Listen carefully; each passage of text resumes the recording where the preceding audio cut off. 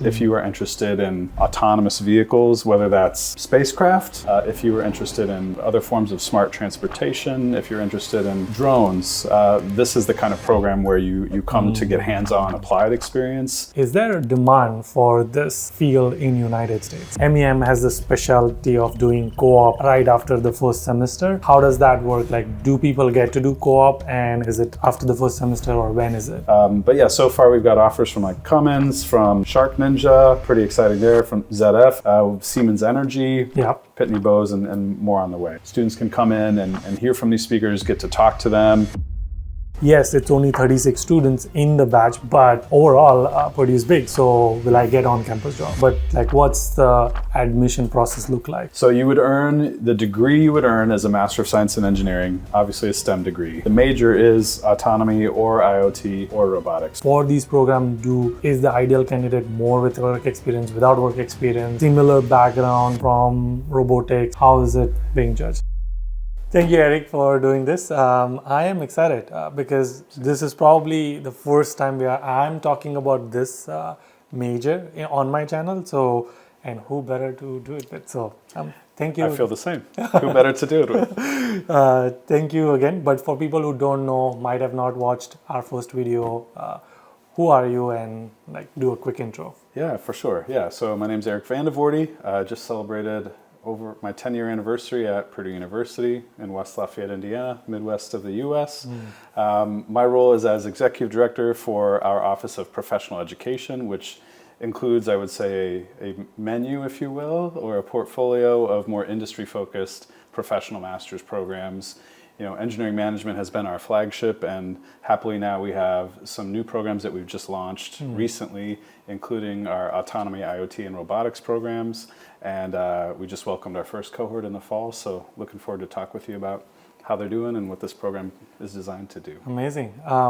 Maybe that's where we start. Like, what is this major, and like, who is it for? Like, what kind of career people get out of it if they do masters in any of these major? Yeah, great question. So I think the first thing I would say is that this sibling trio of majors, again, autonomy, IoT, robotics, grew out of a special engineering initiative that the college had put together called the Institute for Control Optimization and Networks. So any student in this trio of programs gets connected to a group of over 100 faculty that are associated with this ICON Center.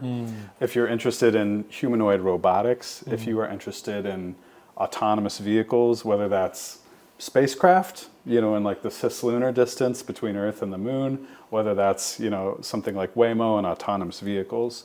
If you were interested in other forms of smart transportation, if you're interested in drones, this is the kind of program where you come to get hands-on applied experience that's still getting a lot of technical depth and that is also preparing you for an industry role.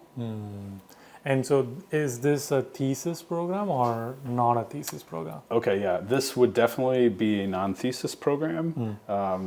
You know, so it's, I would say, kind of research adjacent in the sense that you, through your coursework, are getting exposure in lab-based projects.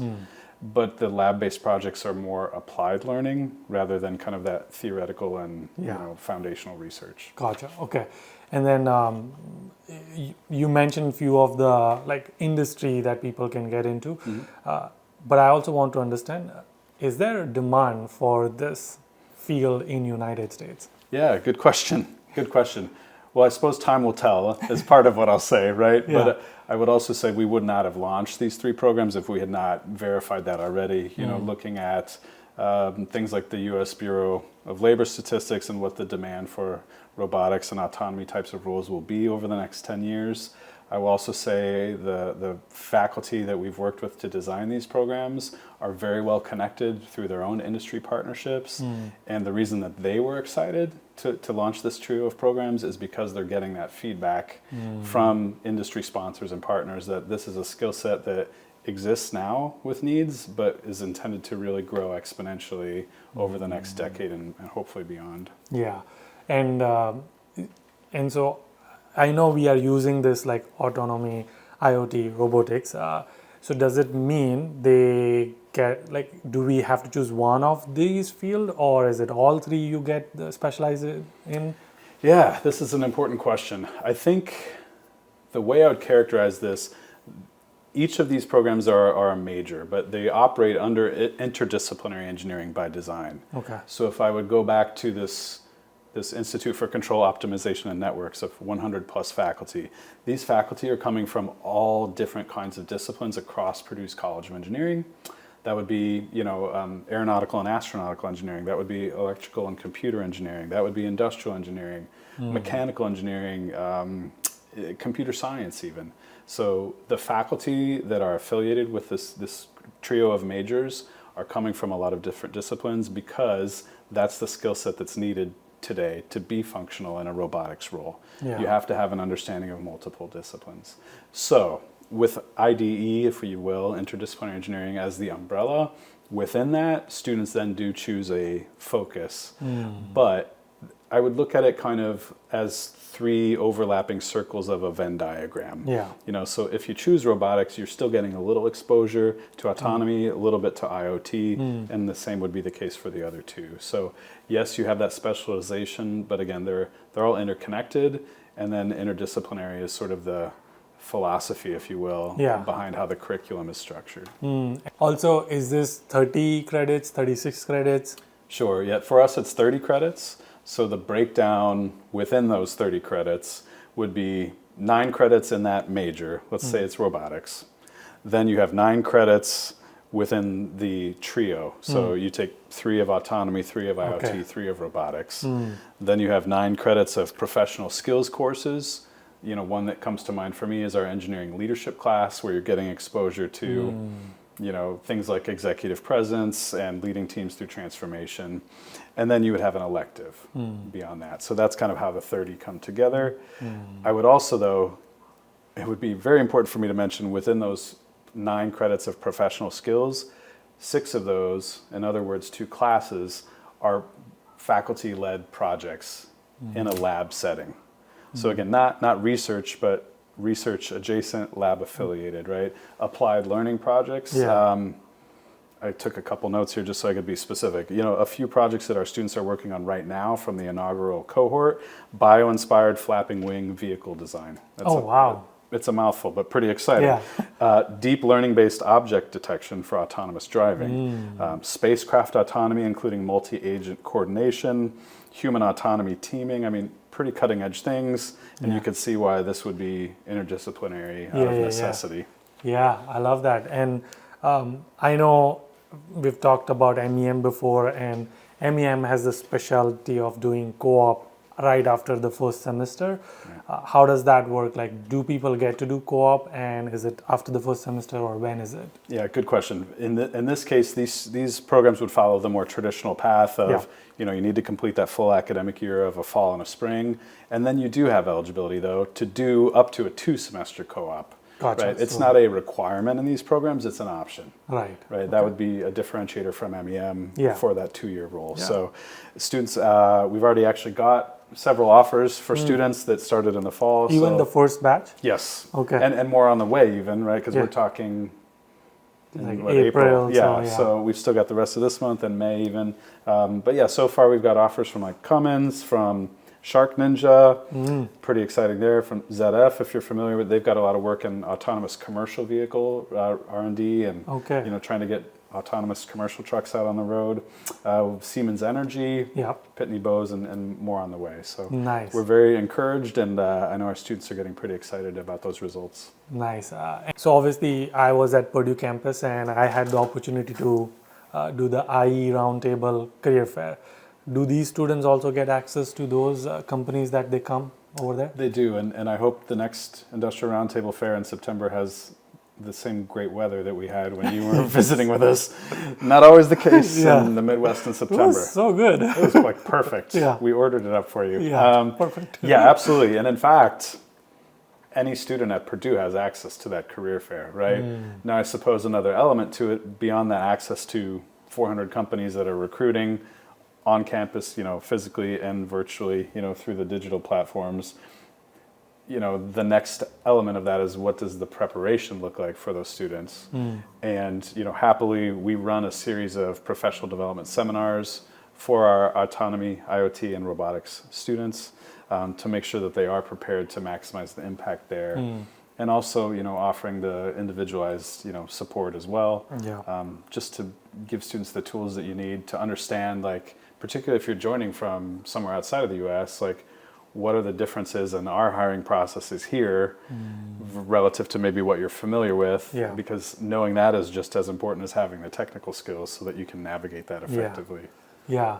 And I know MEM has Tesla Day or Walmart Day. Companies come and do those talks. Does the same thing apply to these majors? Yeah, good question. Yes, and in a different way. So something that these programs have that's special is that, again, that icon affiliation. When you think about 100 plus faculty that are all interested in connecting with students from this program, that's a very powerful thing because faculty, of course, have research dollars, have industry partnered, research sponsorship. So our faculty, Dr. Xiao Shui Mo and Dr. Shreya Sundaram, that are the co-leaders for this trio of programs, host a seminar series. And it features subject matter expert faculty from a range of other universities across the U.S., East Coast, West Coast, Midwest, and then also industry speakers. Amazon Robotics comes to mind. Since we're here in Silicon Valley, Waymo, we had a speaker from Waymo, from Honda Research, from Toyota Research, I know, from Saab. Purdue has a very strong relationship with Saab.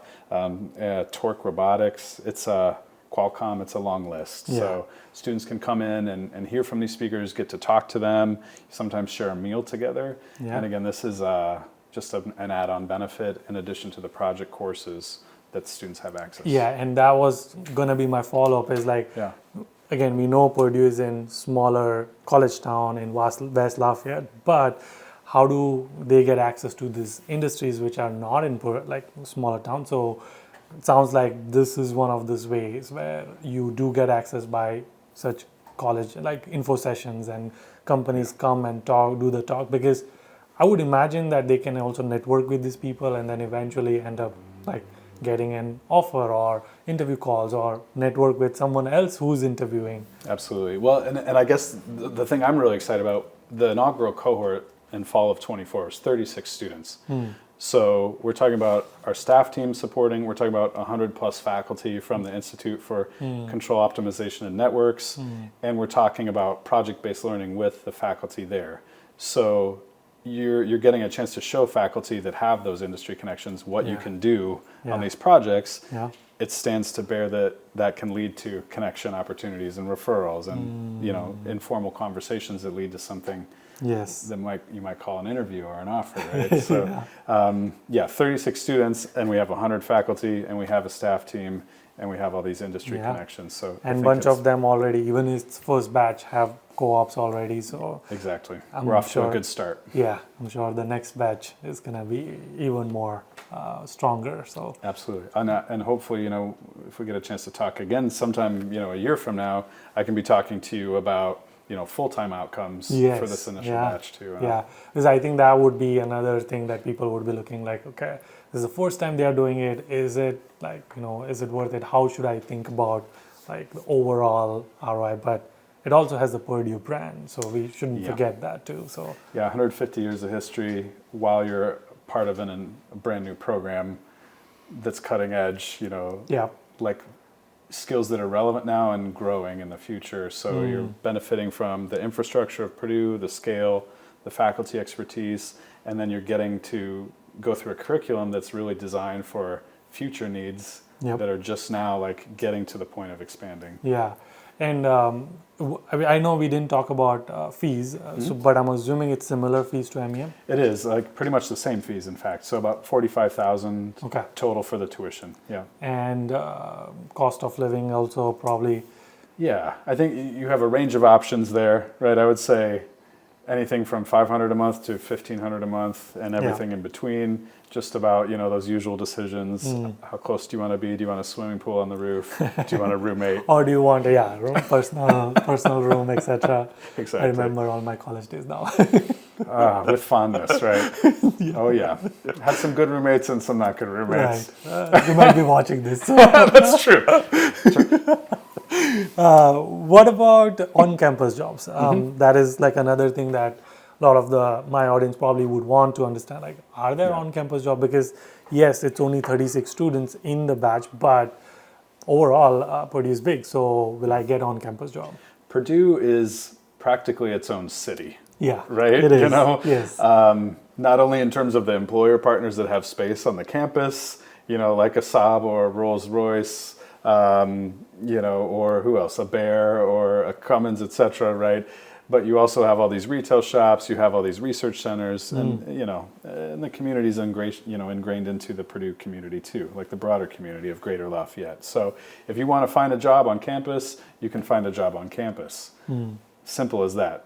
Sometimes students even have positions before they set foot on campus. Yeah. Other times it makes sense to be on campus and then go talk to a faculty member, you know, go to a hiring day that's happening. Just kind of depends what type of role you're looking for. You know, if you want something more lab connected, if you want something more like, you know, fun, you know, and something that takes you totally out of your day-to-day as a grad student in a technical program. So yeah, if you want a position on campus up to 20 hours a week paid hourly, you can find it with ease as long as you're professional and motivated. Yeah, and that's what I've heard the common theme, even because I was on the campus. I met with students from marketing department, I met with computer science, MEM, and everybody had an on-campus job. If they wanted it, they had one. Yep. So that's kind of the overall theme is what I heard. And there's a portal, I should mention, like there's a student job portal that you can apply to like at any time once you're a student. Yeah. And then there's sort of the, you know, jobs that are not on the portal that are still on campus, you know, legitimate paid positions. Those are more the networking route, right? Yeah. So you get the formal and the informal market. Yeah. Yeah, and I know I spoke to a few students who, like you said, even got the job like before even they landed in United States. So that's pretty cool. What about courses? I think I'm assuming people are gonna like look up. Are there any courses that current students have said like, oh, these are some of the good courses, I love this? Or are there courses that you think like, what kind of things people are gonna get if they get into this program? Yeah, good question. I would say the project-based courses are a real marquee feature of autonomy, IoT, and robotics, because again, you're not doing a full year co-op in this program. You might do a 1-semester internship or a 2-semester co-op. However, when you add that together with 2 like direct hands-on projects, that's not only going to help you in the job market, but that serves to speak to your skill development and your abilities too. So I think the 2 project-based courses are a real marquee feature and a differentiator perhaps from even some other robotics programs at other institutions, if I might say it as such.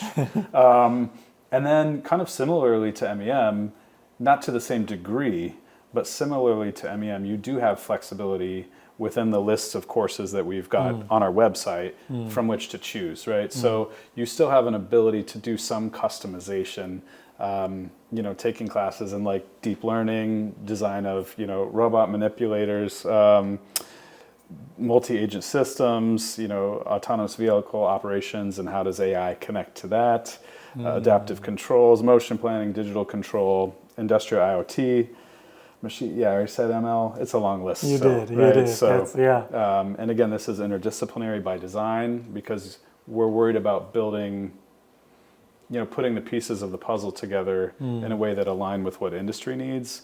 And, you know, maybe generally speaking, if you're going into a robotics role, you know, it might be advisable to move beyond just a mechanical engineering background into something that folds in the computer side of it or the electrical side. You know, it seems like industry trends are going more towards that interdisciplinary route, and so that's really why the curriculum is structured in this way. Yeah, totally makes sense. And now that we've talked about the program, how do people get into this program? MEM process might be slightly different because there is an interview process. I don't know if there is an interview process in this one, but like, what's the admission process look like? Yeah, the admission process is, I would say fairly standard, right? We ask for the resume, we ask for the statement, 2 or 3 letters of recommendation. In this case, you could do 2 or 3.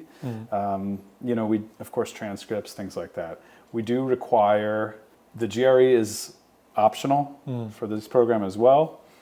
So, it's up to a candidate whether they think that strengthens their application or not, whether to include it. Actually, we do interviews for these programs as well. So in order to get an offer for autonomy, IoT, or robotics, you do have to go through an interview with my colleague, Yudi, who's on our team as our Assistant Director for Professional Education. So Jerry's a wonderful, like highly personable individual. What stood out to me when I was fortunate to welcome him to our team 2 years ago was that he had his heart and his mind in the right place. Student service first priority. And so I know for Jerry, when he's talking with our candidates, and I think, if we talk to some students that are in the program, they would validate this. Like, he brings a lot of energy and a lot of commitment to students, but also just really making sure students understand, like, we're here for you, and we want to build a connection right up front. He's talked to a lot of students, I know, looking at our Fall 25 group too. So we're excited about, the group that's going to hopefully be joining us here in a matter of months. Yeah, it's coming very soon. It is coming. And I would love to talk in separate video about the admission process and all of it. Sure. But I want to go back to masters because clarifying, because if I'm having confusion, I'm assuming my audience might have it too. So you know how we say masters in computer science, masters in engineering management. Is this called masters in autonomy, IoT, robotics, or is it called masters in robotics or masters in autonomy? Yeah, good question. So the degree you would earn as a Master of Science in Engineering, obviously a STEM degree, but it's an engineering degree. Okay. Right? It comes from our College of Engineering. So it's interdisciplinary, but within engineering, right? Then the major is autonomy or IoT or robotics, whatever you've selected and been admitted to. So the degree is a Master of Science in Engineering, and then your major is autonomy or IoT or robotics. So when you are applying, do you make a decision then, or can you make it after coming? Yeah, good question. You do indicate your preference there. Okay. It's actually kind of fun. When you apply to Purdue grad school, you can indicate 2 programs. Okay. And it's actually kind of been fun going through the process this year and a little bit last year too. But a lot of candidates have applied for robotics as their first choice, but then autonomy is their second choice. So that's kind of fun for us because we know they're like, this is where they see themselves, So you can actually indicate a couple different programs when you apply, and we get a kick out of it when students select 2 from the list of 3. Yeah, it's like, if I don't get picked in robotics, please pick me for this one. Yes, absolutely. But I do want to come. Absolutely. I think it's only that. We know they're focused. Yeah. So another thing, and I'm trying to draw parallels with MEM because that's the most experience I have with Purdue MEM program. I was invited to be part of a product management conference and love what product management conference is doing, where they are bringing industry speakers. What about like these programs? Like, do they have access to? Do they have eligibility to do clubs, etc.? So I mentioned, the ICON seminar before, where we have faculty subject matter experts coming in from around the U.S., where we have industry speakers coming in from around the U.S., all connected to autonomy, IoT, robotics. There are other opportunities similar to PM Club, and I'll forever be grateful that PM Club invited you as a speaker, because luckily that connected us. But we have an autonomous robotics club, ARC, where our students can get involved directly. There is a design expo competition coming up, actually the end of this month, the end of April, where I'm anticipating we'll have several teams from autonomy, IoT, and robotics participating. There's even some prize money affiliated with that. So, those project courses that I mentioned, the design expo is a perfect showcase there. I know we have a student who's going to present at a conference with one of our faculty members, and that student presented a poster at our ICON Student Research Conference. So, we're not just talking about the intern or co-op, for 2 semesters that we mentioned.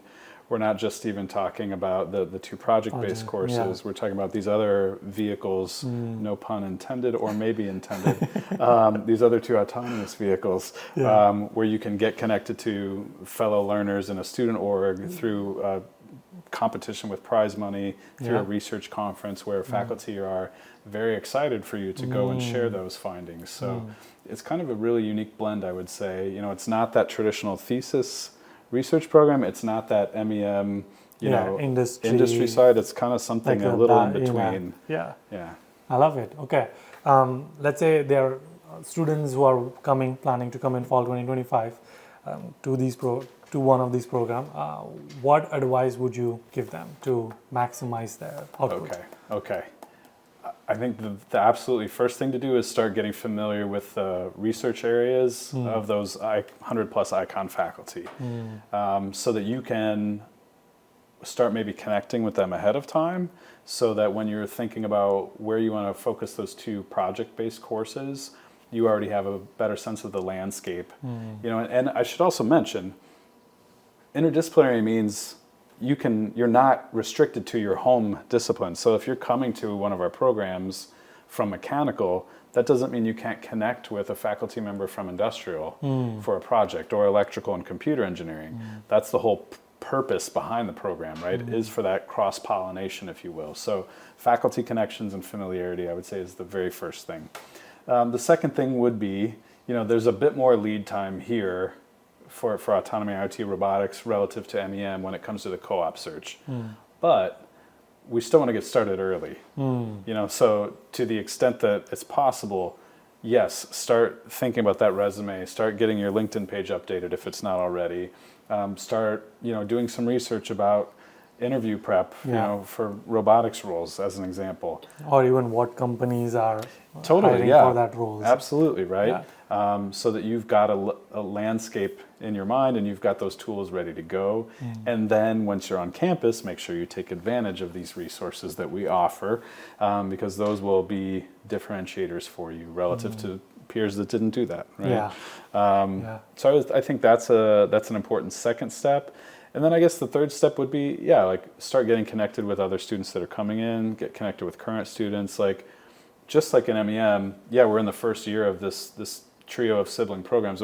We're building community there too, and we're building a culture that is focused, again, like we've been so fortunate to do with these amazing MEM students, like a culture of support where students are open with each other, where students want to be with each other through the highs and the lows, and take advantage of the resources that we offer, and have a little fun together, you know, like grow as whole people. Those are still goals of mine, you know, as leader for these programs, you know, on the administrative side. So I think those would be three things I would recommend. You know, familiarity with faculty, you know, make sure you've got those job search tools ready, and start building your community of peers and seniors that are already in the program. And I forgot to ask you this during the admit question. Sure. Is it, because I know MEM slightly is more work experience heavy. Sure.